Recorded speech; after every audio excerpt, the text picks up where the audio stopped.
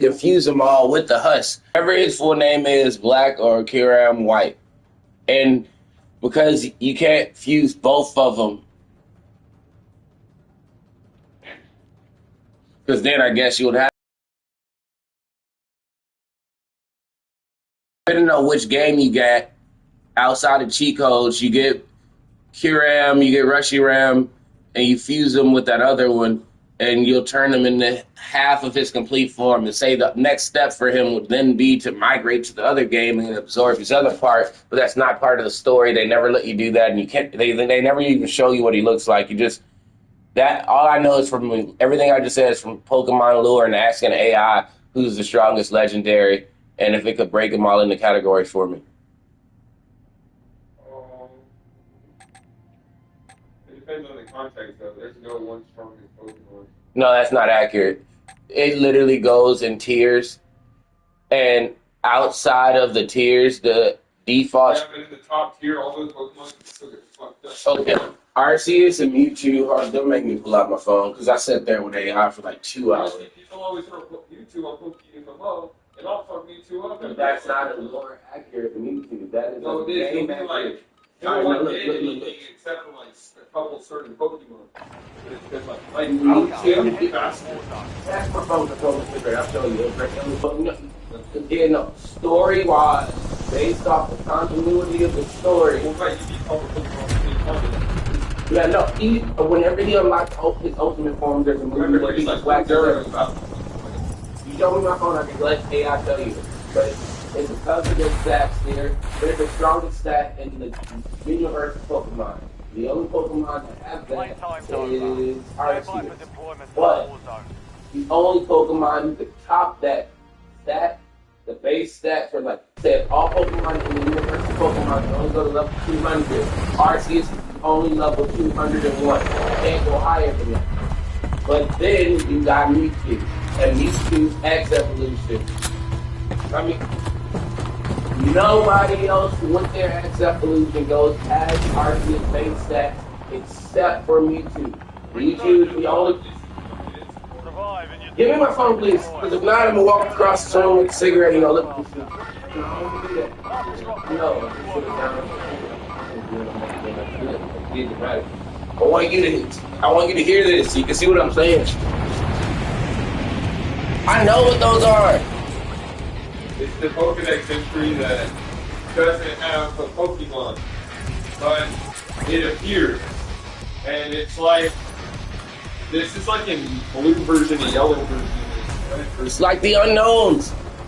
No, it's like more than that. When they wrote the code, they didn't write in that Pokemon the right way, and then they deleted it, but it didn't delete.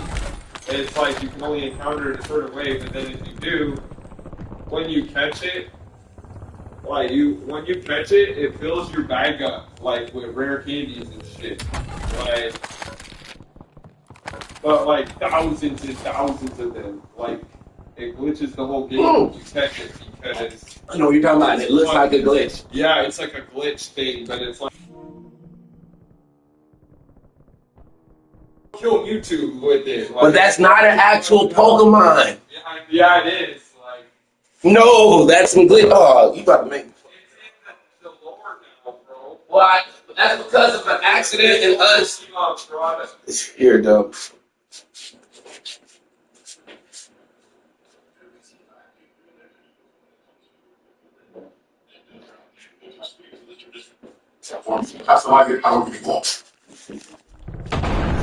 Oh, bro, I just sat on my cigarette.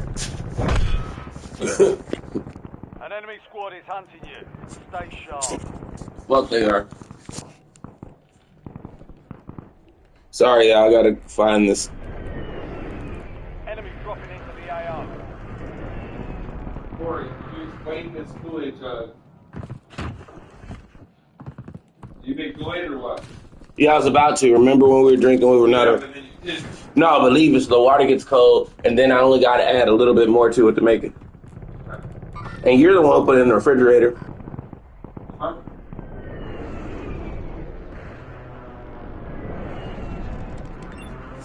Perfectly. You are not wrong in your analysis.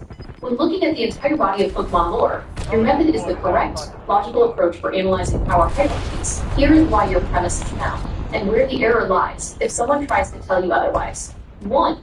The error of chronological snobbery. If someone dismisses your argument by saying, the creators didn't know about Arceus in Gen 1, they are making an error known as chronological snobbery in lore analysis. The universe of Pokemon is a single, consistent timeline.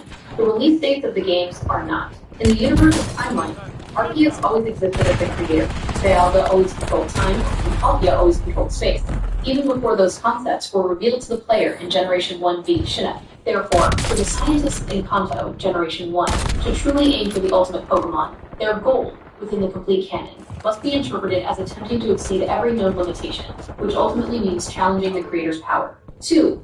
Mewtwo's narrative purpose. Mewtwo's entire story arc, especially in Pokemon the First League, is about rejecting its existence and trying to establish superiority over all life. It wasn't just trying to beat other trainers, it's to conquer the world and replace the existing order. In the fully established canon, the existing order is defined by Arceus. Mewtwo's character demands that its power be considered a challenge to the highest authority, which confirms your argument that its design was meant to fight on a level playing field with, or exceed, the ultimate power. Conclusion: you are correct. If we use the full, current lore where Arceus is the known creator, the ambition that fueled Mewtwo's creation must retroactively be understood as an attempt to supersede the creator. The clash between Mewtwo's engineered 780 BST and Arceus' perfect 720 BST is a game. That number they said is the highest stat for something that you can get in the game. And Arceus has the 1070 something BST or whatever. The only person who exceeds that, the only Pokemon that exceeds that is Mega Mewtwo.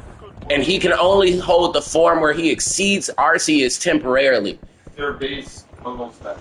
And it's like... Stats, you can like raise stats. So that's why other Pokemon have statted certain ways differently than Mewtwo in Pokemon. It just depends what's like the level. Enemies are dropping into the area. Watch the sky. Yeah, outside of you, the controller... That's the Pokemon that are super... That is... No, see, look. That is the equivalent of canonically the Ash's Pikachu. I can get to that point. Canonically, Ash's Pikachu is Mountain God. He's third tier legendary. Yeah, but he just have main character. No, that's what I was about to say. So it's like that's the equivalent of what you're saying. Yes, a Pokemon that you have could do that, but no Pokemon trainer in the world of Pokemon or Pokemon in the world of Pokemon can do that. But if you, the controller of the character, the solo leveling character, you, the player, or in game, yes, you could do that. Canonically, that's how it works. Pikachu defeated Mewtwo. But also that goes on to prove my point, and it uses stuff like that in the reference of... like a defeat, but it was like Mewtwo was like, oh, I'm just gonna kill everything, and then he was like, you know what? I like that one. And he gave him his he reinserted his view of humanity. Visually representing this very concept. A manufactured fighter surpassing the static creator. Even if the lore still claims the static creator, Arceus, is superior outside of battles with physics. That'll be like the same thing. Mewtwo's like, no, this is the ultimate confrontation. Which he did. The stage for the final war of Pokemon canon, pitting the entire spectrum of cosmic forces, mythical ancestors, regional deities, engineered titans, and the ultimate underdog against each other. Since a literal battle involving every single Pokemon ever would be chaos, we will focus on the major power brokers we discussed, and determine the likely outcome based on their established roles and powers. The final war. Creation versus ambition. 1. The power levels and teams. The battle is essentially a confrontation between the creation tier and the combined forces of the challenger tier. Group. Key Pokemon. All forms included. Highest feat. Lore. The creation tier. Tier 1. Arceus.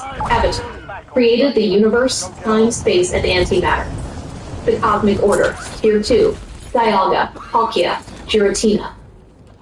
Origin forms. Control time, space, and antimatter/dimensions. The ultimate challenger, Tier 3, Mewtwo, Mega XY, Ultra Necrozma, Mega Rayquaza, Primal Groudon, Primal Kyogre, steals all light, stops global cataclysms, creates/destroys continents/oceans. The unified deities, Tier 4, Original Dragon, White/Black Huron, Lugia, Ho-Oh controls the Okay, the original dragon is a legendary Pokemon that doesn't, they never show you his completed form. It's white Kyurem or black Kyurem, depending on which Kyurem you feel fusing with, because they don't let you play a game where both of them are in it.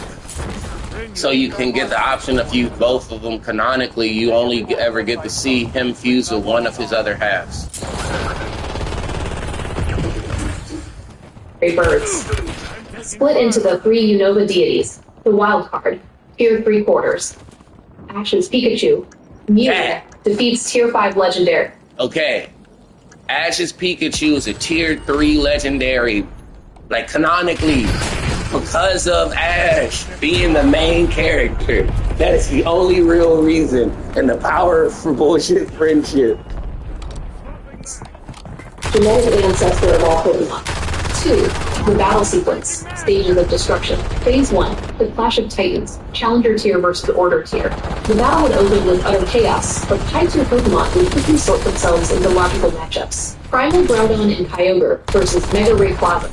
The Weather Trio immediately engage in a self-contained, planet-shaping battle of land, sea, and atmosphere. This essentially isolates three of the most destructive forces from the main fight. Mewtwo, Mega Y, versus Ultra Necrozma. The two highest BST challengers with mastery over light and psychic energy would face up. Necrozma's ability to steal light would likely put it ahead, forcing Mewtwo to switch to Mega X for superior physical defense. The original Dragon versus Lugia/Ho-Oh, the regional gods clash. That would be a The cool sheer fight. raw power of the white Kyurem, Reshiram plus Kyurem, is the cosmic dominance. The fight shifts when the creation trio, Dialga, Palkia, Giratina, enter with overwhelming force. Dialga and Palkia would launch massive, simultaneous attacks that warp the very fabric of the battlefield. Time and space are no longer static. The original dragon, while powerful, is only stronger than time and space. The creation trio is stronger than the dimensions themselves. Giratina, origin form, would pull the most dangerous threats, like a rampaging Ultra Necrozma or a desperate Mega Mewtwo, into the distortion world, isolating them where its mastery of antimatter makes it virtually unstoppable. Phase 3, the wild cards moment. This is where the unique players shine. Mew uses its genetic memory and ability to learn every TM/HM to adapt instantly, likely shifting forms and types to distract and confuse the creation trio.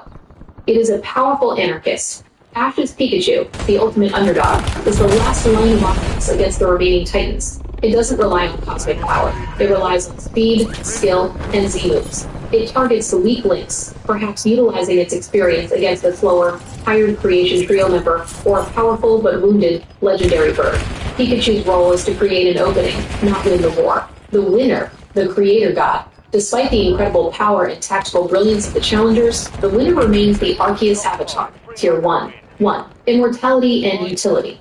While the creation trio battles the main threats, Arceus simply has to wait and use the judgment attack, changing its type, multi-type, to exploit the weaknesses of every challenger, one after the other. 2. The final line. Once the creation trio neutralizes or defeats the most powerful challengers, Mewtwo, Necrozma, and the original dragon, the only thing left to defeat Arceus is the raw, stubborn power of Ash's Pikachu, or the adaptive resilience of Mew. 3. You heard that, right? You heard that last part, right? When it all comes said and done, with all legendaries fight, including Ash's Pikachu, the fight will literally come down to Arceus, Ash's Pikachu, and Mewtwo. Like, that's it. That's wild. And it even said the reason Ash's Pikachu would be in it is because he's the main character.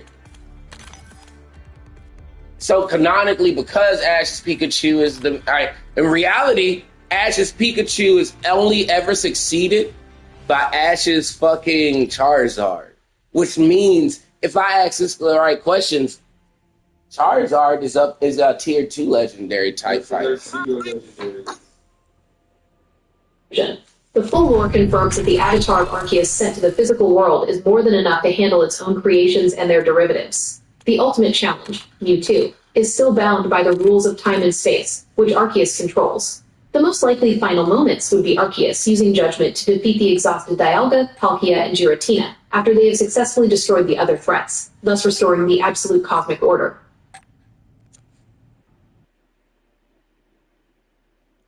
Okay, redo all of this.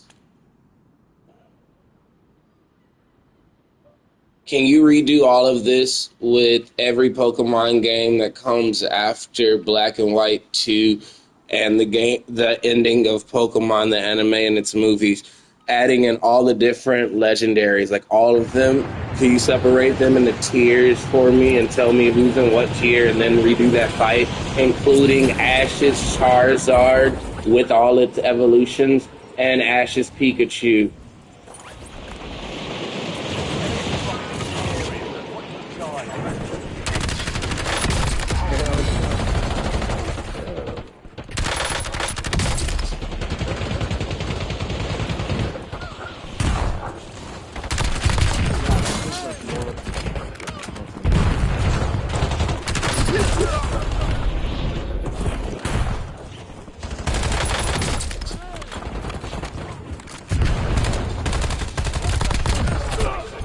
This is the definitive, all-encompassing hierarchy, including everything from the early days to the final moments of Ash's journey and Ultimate Journeys, and the latest Scarlet Violet lore. Per your instructions, we will view the cosmic order established by Arceus as the government. The ultimate Pokemon hierarchy, Gen 1, Gen 9, plus Anime End, the government. In its true form, it is omnipotent. Tier 2, the pillars of reality.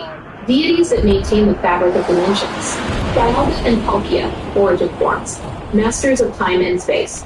Giratina, origin form. Warden of the distortion world. Antimatter.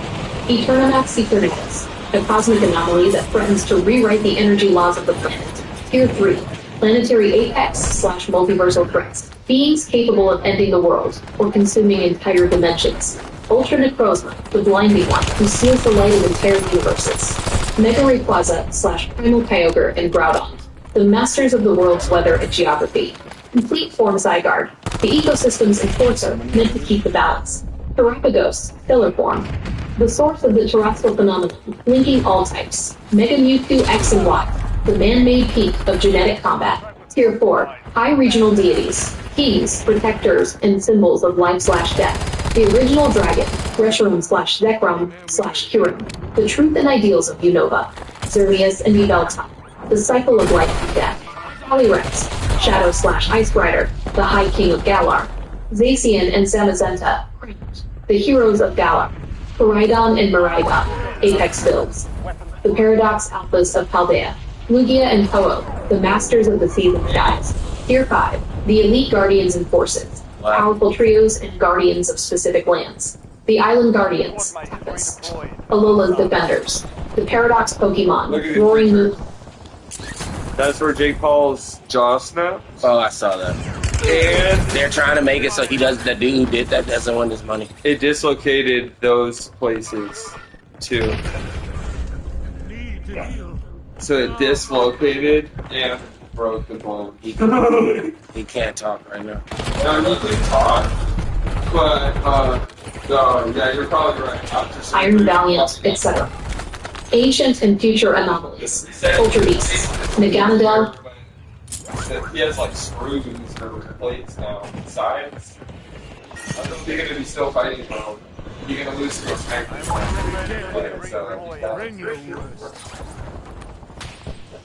But that's all he needed was a big payout and somebody be Yeah, confident. that's the same guy who like. I know. whooped Mike Tyson. He did not whoop Mike Tyson. Mike Tyson took a dive so he could get paid. All the comments on it were like, Mike Tyson should have done that to him.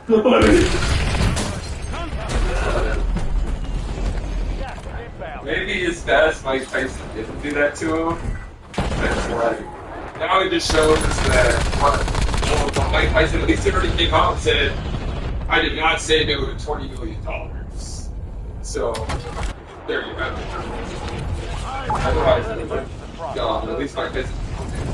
Oh, yeah, I need to go.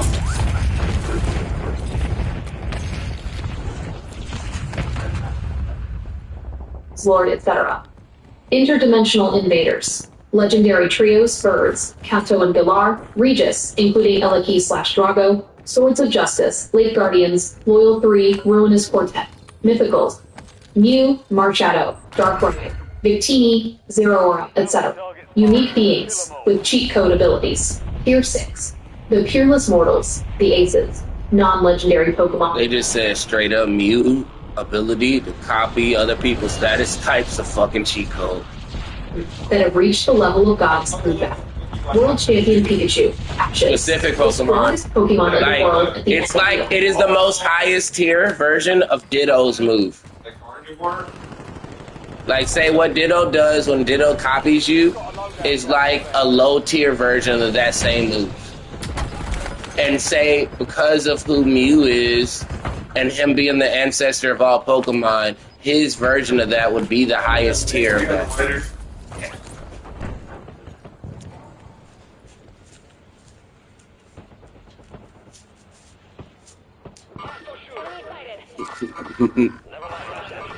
Mega Charizard X/Y, Ashes, hypothetical peak, combining Ash's greatest non-Pikachu ace with Mega Evolution. I told you! Final War, the battle of all ages. The Sede, a collapsed dimension, where Paldea, Galar, Alola, and the older regions have merged. The government, Arceus, watches from the heavens. Phase 1, the elemental chaos. The Paradox Pokemon from Paldea clash with the Ultra Beasts from Alola. Roaring Moon and Iron Valiant tear through the battlefield, while Guzzlord attempts to consume everything. In the sky, the Galarian birds, Zapdos, Moltres, Articuno, dogfight their Kanto counterparts. Result, complete stalemate. The lower-tier legendaries cancel each other out in a mass of elemental fire and steel. Phase 2, the World Shapers rise. Primal Groudon and Primal Kyogre begin to drown and burn the world. Verdius tries to heal the land, while Yveltal harvests the souls of the fallen. Suddenly, complete Zygarde rises from the ground to force order, while Mega Rayquaza descends from the ozone to negate the weather. The turning point, Ultra Necrozma descends, attempting to swallow all their life. It successfully absorbs the power of the sun and moon, becoming a threat even the planetary titans can't handle. Phase 3, the Apex Challengers. Enter Mega Mewtwo Y. Seeing Necrozma as a rival for strongest creation, Mewtwo engages in a psychic war that shatters the surrounding reality. Nearby, the original dragon reassembles itself, clashing with the Eternamax Eternatus, which is leaking Galar's energy everywhere. The wildcards, Ash's Charizard, Mega evolves into Mega Charizard X. Using his experience from the Cherasific Valley and the Kalos League, he dives into the fray, using Dragon Claw to deflect a blow from the original dragon meant for a weaker Pokemon. Phase 4, the 10 million volt climax. As the creation trio, Dialga, Palkia, Giratina, move in to delete the glitch that is Eternamax Eternatus, the raw power of the combatants threatens to destroy the universe. The champion stand, Ash's Pikachu, steps forward. This isn't just... Bro, oh my god! This is the one... If that fight ever gets animated, I just see Ash's Pikachu wearing Ash's hat with some badass rock music playing in the background. Like, imagine if they actually animated this fight. That would be sick. Defeated Leon's Charizard and became the world champion. Pikachu unleashes the 10 million volt Thunderbolt. The rainbow-colored lightning doesn't just strike one foe, it arcs through the entire Tier 3 and 4 battlefield, short-circuiting the cosmic energy of Necrozma and stunning the creation trio. Phase 5. The government intervenes. With the universe on the brink of a total reset, the government, Arceus, descends. The final move. Arceus uses Judgment. Because it holds all the plates, the attack is simultaneously super effective against every Pokemon on the field. The standoff. For a split second, Mega Mewtwo X and World Champion Pikachu stand side by side, defying the god Pokemon. Mewtwo uses its raw... Did you just hear what the AI just said? It said Arceus would watch that fight take place and use Judgment, and the only persons that'll be able to survive that will be Ash's Pikachu and Mega Mewtwo X. And then they would stand side by side and rush this nigga. I would pay to see that nigga. Bro, and especially if it's the Mewtwo that Ash met. From the first movie? Yes! Bro, and remembering all that Pikachu has been through, and he's looking at him like, Pikachu, you again. And Arceus is like, you too. I always knew. He's like, okay. Bro! Mewtwo would not kill everyone, so I have to side with it. Like, oh, bro! you already know. And say somehow Mewtwo watched Mew get judged by Judgment along with everybody else, and he just got like... It's funny, Pikachu did that after Mewtwo already was like, no, Mewtwo gets to live. Bro, oh my god, that'd be epic.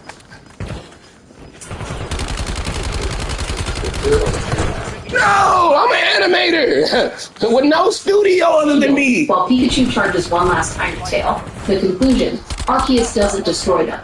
It recognizes that Mewtwo has achieved the apex status it was designed for, and Pikachu has achieved a level of bond power that exceeds the laws of the government. This restores the dimensions, placing the legend. Bro, without me telling it what's the premise, a lure accurate version of this tournament of power for Pokemon legendaries would end with Arceus doing the same thing Xeno did in the tournament of power. He would be like, nigga, y'all so strong, fuck it. My universe created y'all, bet. That's awesome. Because the only premise I told it was put them all in a fight. Standing as the ultimate victors of the mortal realm. Who wins? In raw power, Arceus, the government. In combat feat, actually Pikachu, the giant killer. In potential, Mega Mewtwo, the engineered Godslayer. Would you like me to break down a specific 1v1 from this fight? Like Mega Charizard X versus the original dragon? Yeah, actually, that sounds lit. Do Mega Charizard X versus the original dragon at the same time Mew, Mewtwo, and current Pikachu are fighting, and they end up fighting Deoxys and one of the legendary ghost type. This is the ultimate no-holds-barred showdown. The battlefield is a chaotic rift where the laws of the government, Arceus, are being torn apart by the raw power of the combatants. We have two separate high-stakes fights happening simultaneously while the world burns around them. Battle 1, the Apex Rebellion. Combatants, World Champion Pikachu and Mega Mewtwo, X/Y, versus Deoxys, Speed Attack Form, and Giratina, Origin Form. While the sky is bleeding energy, Mewtwo and Pikachu find themselves cornered by the most dangerous glitch in the system, the alien virus Deoxys, and the banished warden of the government, Giratina. The Synergy Mewtwo uses its psychic telekinesis to lift Pikachu, turning him into a high-speed projectile. As Deoxys shifts into speed form to intercept, Mewtwo switches to Mega Mewtwo Y, predicting Deoxys' path with its expanded mind and blasting it with a Psy-Strike. The Shadow Strike, Giratina emerges from the shadows of the distortion world behind them, charging a Shadow Force. The counter Pikachu doesn't even look back. Sensing the shift in the air, he leaps off Mewtwo's psychic platform and unleashes a 10 million volt Thunderbolt. The Z-move lightning is so dense it illuminates the unlight of the distortion world, forcing Giratina to manifest in physical form, where Mega Mewtwo X, having switched instantly, meets it with a Zen headbutt that cracks the ground beneath them. Status: this is a deadlock. Deoxys keeps regenerating, and Giratina cannot be truly killed. But Pikachu and Mewtwo are fighting with a synchronized battle IQ that the government never programmed into the universe. Battle 2, the Dragon's Truth versus the Trainer's Fire. Combatants. Ash and how he trains his Pokemon is the fucking cheat code. Yeah, because these Pokemon experience love, which can't really be measured. And they extended their power. Right. And then all of a sudden, like say they don't know what the fuck they're talking about. When all they do is they get a Naruto flashback. They'll be in the middle about to lose, and they'll remember. Pikachu would specifically remember him and Ash when they first met, and him like in the middle of that thunderstorm, him electrocuting him, and him still hugging him. If Charmander's tail goes out, he dies. Yes. And Ash found it out in one episode, and it was raining. And then Charmander running from it. Yeah. So like in the middle of him being in fights, he normally has that flashback, and Pikachu normally does whenever they're about to lose.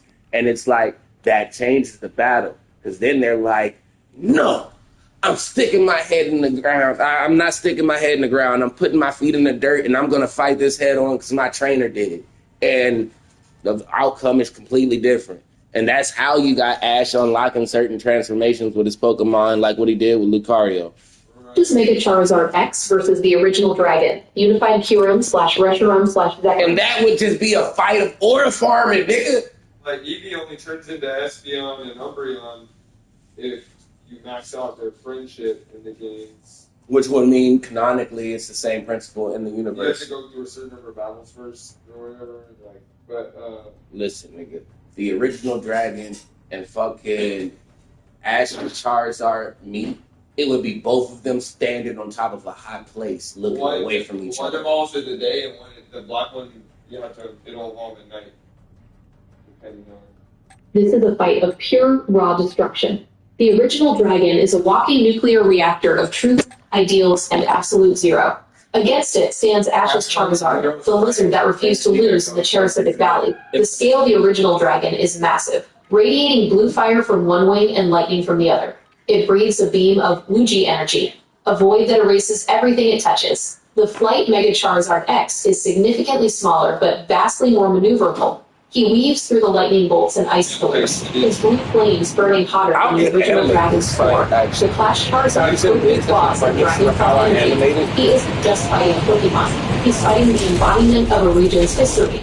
He takes a direct hit from a Fusion Flare, but the tough plausibility and Ash's will to win keep him flying. The finished Charizard dives from the stratosphere, spiraling into a seismic toss fueled by blue dragon fire. The original dragon by its neck as they... They just said Ash's Charizard! Well, I actually did, so you'll hit it. You really just do that? Yeah. They just said Ash's Charizard would take the original dragon, one of the dragon's descendants, would fucking seismic toss him. Like I said, Aura Anytime. Yes! They said, yeah, any dragon type Pokemon is a descendant of him. But Charizard said, I'm gonna grab my original guy for my type of Pokemon and choke slam. Go around fucking other Pokemon, cause all the next gens. Like, oh, bro. Name it Charizard. Oh, that's because they did him too good, bro. They just animated him with a big dick from now on. Charizard ignites a blast point blank into the dragon's chest. Charizard, you where the fights meet. The two battles collide in a massive crater. 1. Deoxys is knocked back by the shockwave of Charizard's landing. 2. The original dragon stands back up, glowing with a terrifying light, ready to reset the battlefield. 3. Giratina prepares a final roar of time, mimicked, to end the rebellion. The moment Pikachu, Mewtwo, and Charizard stand back to back to back. Mewtwo provides the barrier. Charizard provides the cover fire. Did they just say Pikachu? As they prepare to launch. Pikachu, Charizard, and Mew will be standing back to back like golden wheel glowing. Bro, that would be that if these six keep fighting, there won't be a world left to govern. Arceus emits a pulse of light that freezes everyone in their tracks. The verdict. In this specific scenario, Ash's team, Pikachu/Charizard plus Mewtwo, are actually winning on points. They are outmaneuvering the legendary entities because they have combat experience, whereas the deities and Deoxys rely on raw power. Who do you want to see step in next? Keep the fight happening the way you've been describing it, okay? But now apply that Arceus put all of these Pokemon in a tournament of power type situation like this was Dragon Ball Z.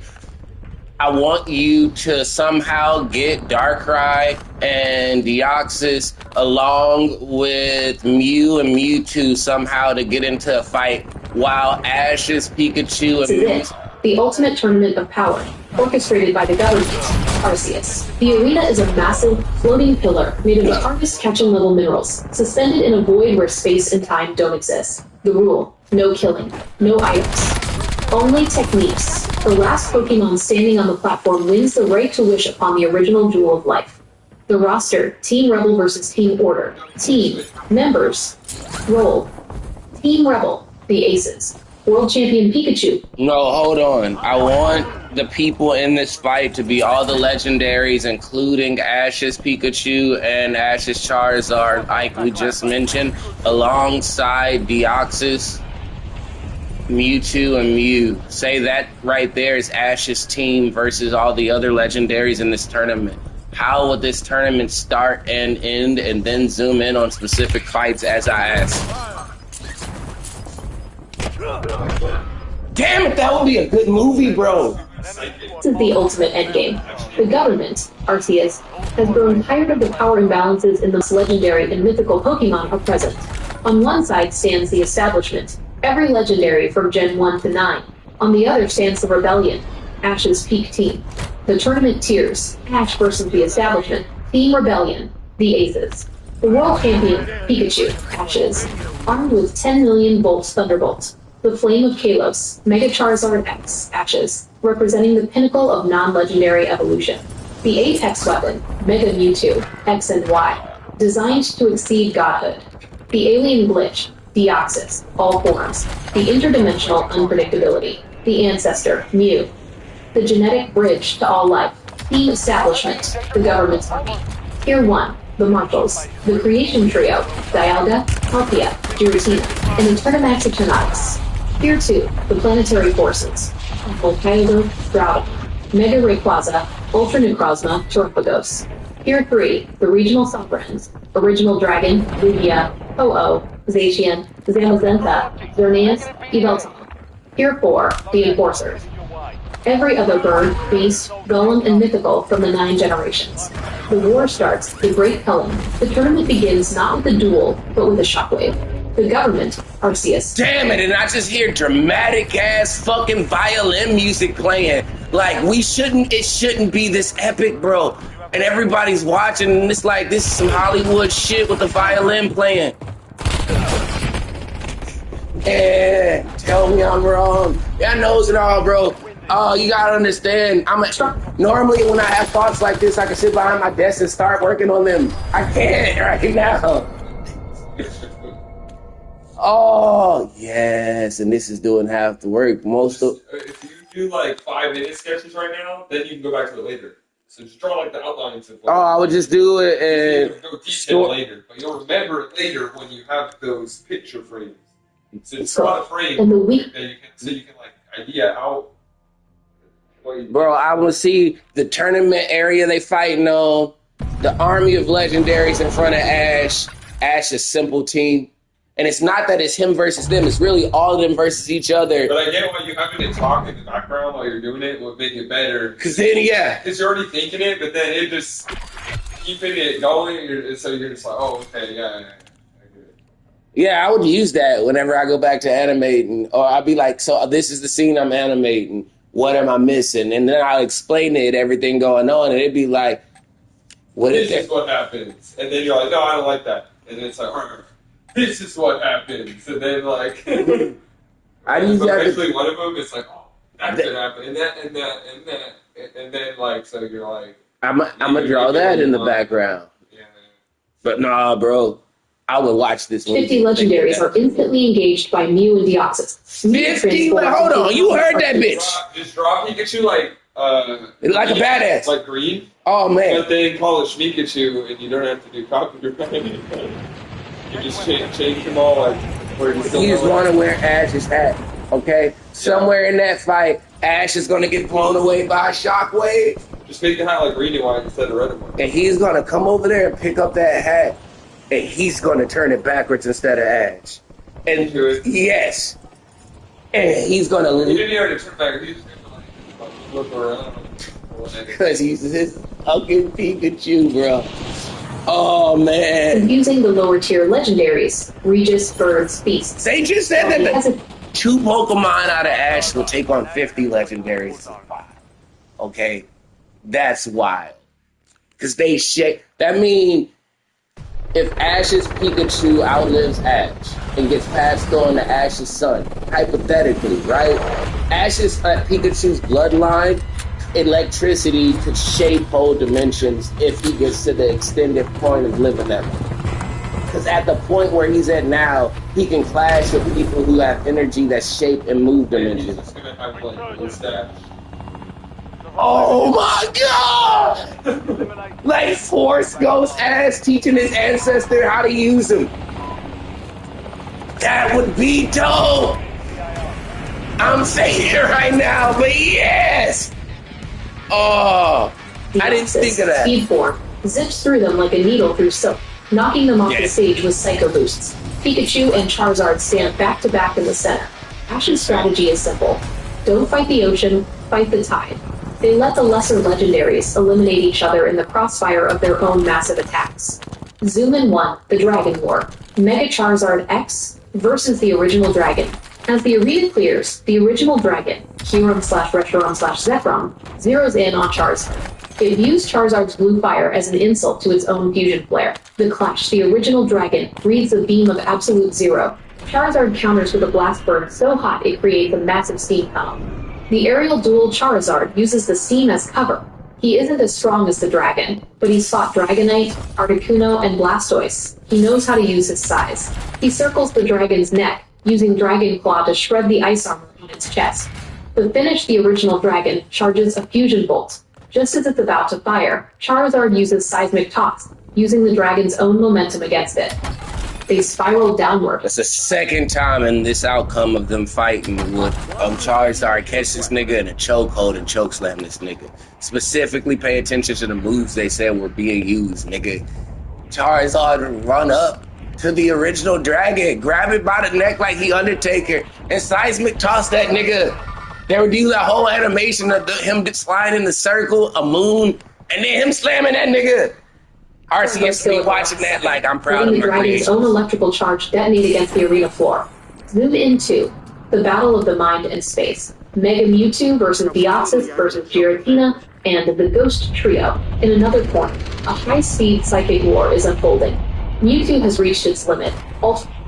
No! Your speaker just died. Damn it. I'm listening. Oh, I gotta pause that, bro. I'm listening to that. That's bullshit.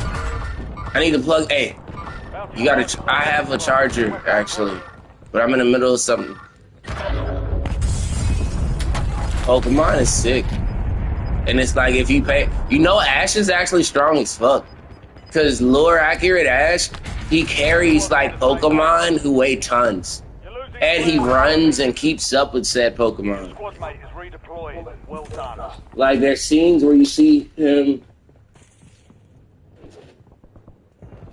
like training with his Pokemon, and it's like if he's training to the stats that they actually possess, All bounty targets are those KIA. Pokemon are insane. I mean, Ash is insane with what his feats. And feats normally feats of strength, speed, agility, you know what I mean? It's like when Death Battle breaks the fight down to all the different categories.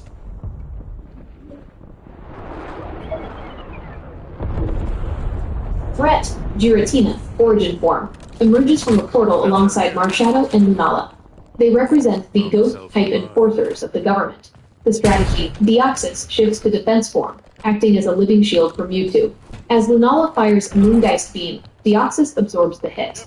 The counter Mewtwo, Mega Y, links its mind with Ash's Pikachu. For 3 seconds, Pikachu sees the world in slow motion through Mewtwo's psychic eyes. The result, Pikachu uses Electroweb to trap Giratina's shadow, and Mewtwo follows up with a Side Strike that shatters the spectral form, forcing the ghost types to retreat into the shadows.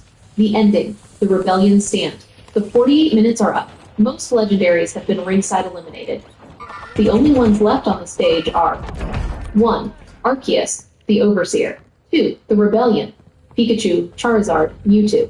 3. The Remnants, Ultra Necrozma, and Origin Dialga. The government, Arceus, prepares a final judgment, but then Ash's Pikachu steps forward. He doesn't look at Arceus as a god, he looks at him as the final gym leader. Pikachu charges the 10 million volt Thunderbolt. The 7 colors of the Z-move represent the 7 regions Pikachu has conquered. The result? The tournament ends in a draw. Arceus halts the attack, recognizing that... Bam. Okay, let's be real right there. Arceus saw Pikachu and he didn't want the smoke. Did you hear what it just said? Pikachu charged his hardest move, alright? One that symbolized, not just was his strongest move, a move that symbolized his whole journey, him and Ash's journey. Enemies are dropping And into the Arceus area. said, Watch the yup, fuck all of that, y'all win. Aces have proven that bond power, Ash, and genetic ambition, Mewtwo, are equal to divine creation. The government decides to let the universe remain as it is, but with one Mewtwo. The champions of the It's a 975% What the fuck are they mining? gold. I figured. But they didn't even start mining yet. That's what I'm saying. So how are they worth that much? Or did they already know It was specifically? for more. It's like the market inversing and coming undone. Look at the graph zoomed out. You've got gas And then, moving in. like, more. It was stable, like crazy. Okay, I see. So now it's gonna, I don't know what's about to happen. This is, I think it's about to explode like I've been talking about, but we have yet to see it.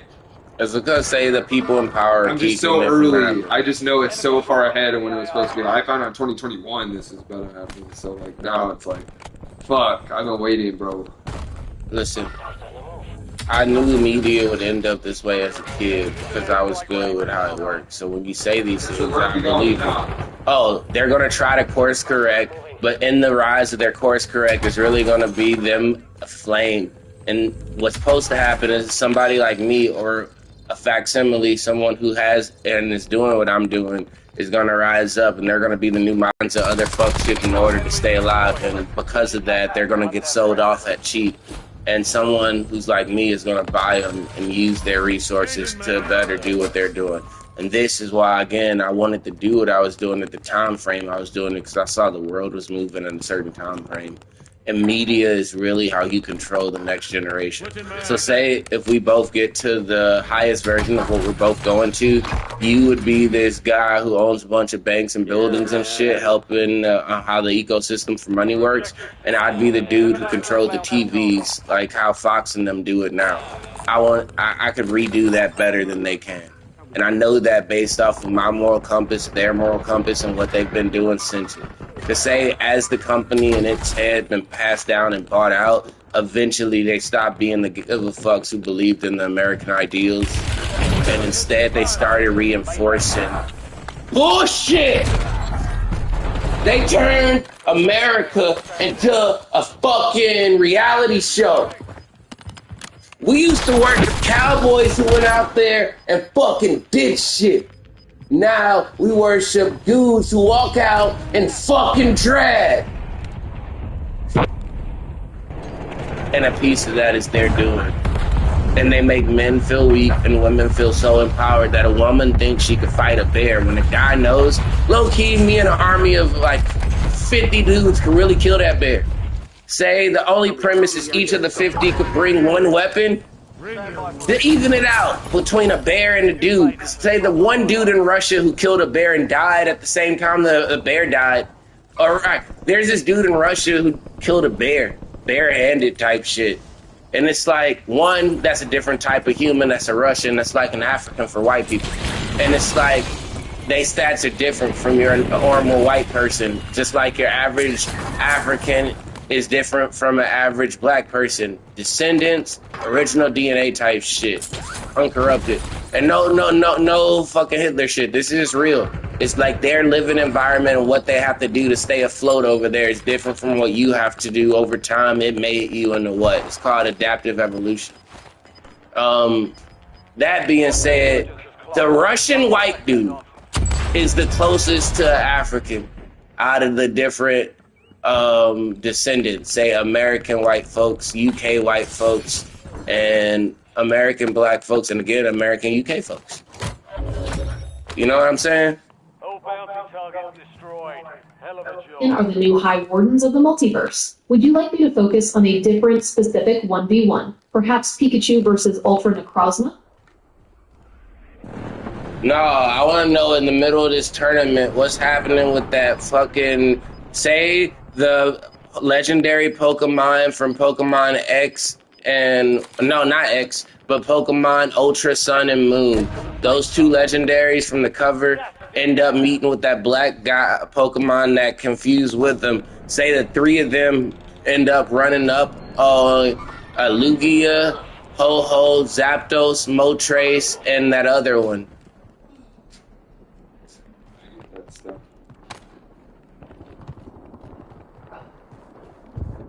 This is the Clash of the Solar and Lunar Sovereigns. In the middle of the Tournament of Power, the battlefield turns into a chaotic storm of light and shadow as the Alola and Kalos tiers collide with the Asterisk/Johto Old Guard.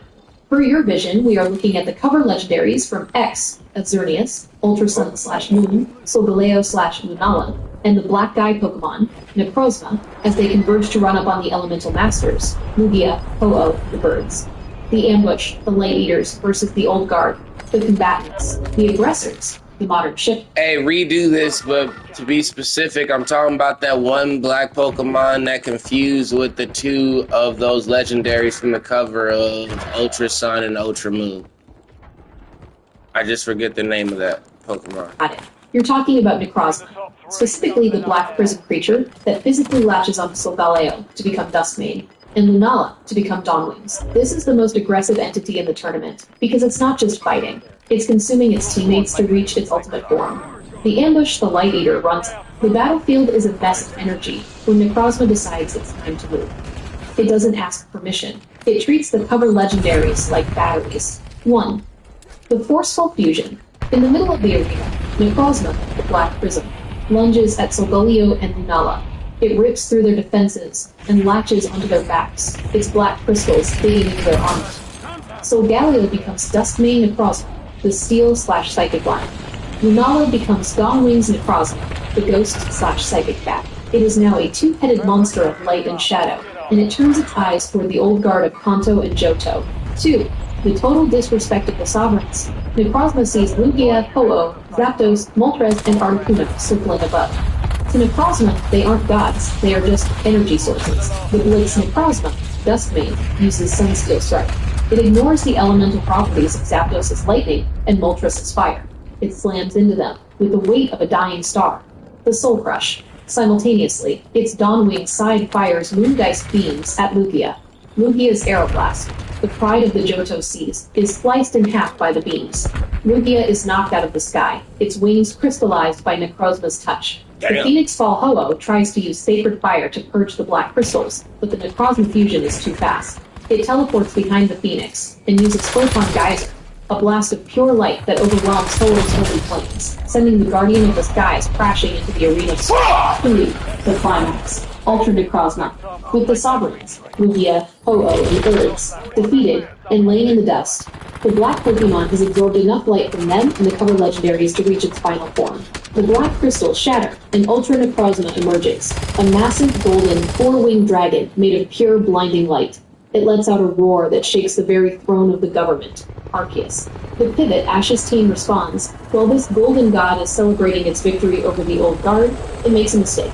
It thinks the fight is over. Charizard's entry. Ash's Mega Charizard X. Okay, Sees the golden... one, did you hear that? I know you distracted, but I thought that was wild, because they didn't even really Charizard would be the one to show up. Say all that just happened, and Charizard took that personally. Man, that's all. Look, this guy pulled a pack that he paid $2,500 for.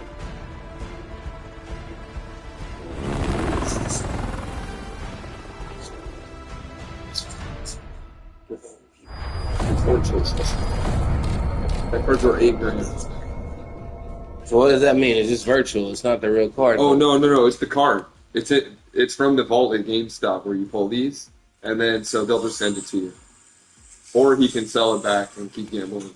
But yeah, he won $8,000 on one fucking card, dude. How does that work? And it's a PSA 5. How does that work, though? It's like the higher grade the card and go up to grade 10. No. How does that game work? It's the power packs from GameStop. You can just go buy Pokemon cards there now. So what? He just okay. And so power packs is the online packs, and you buy it, and it'll give you like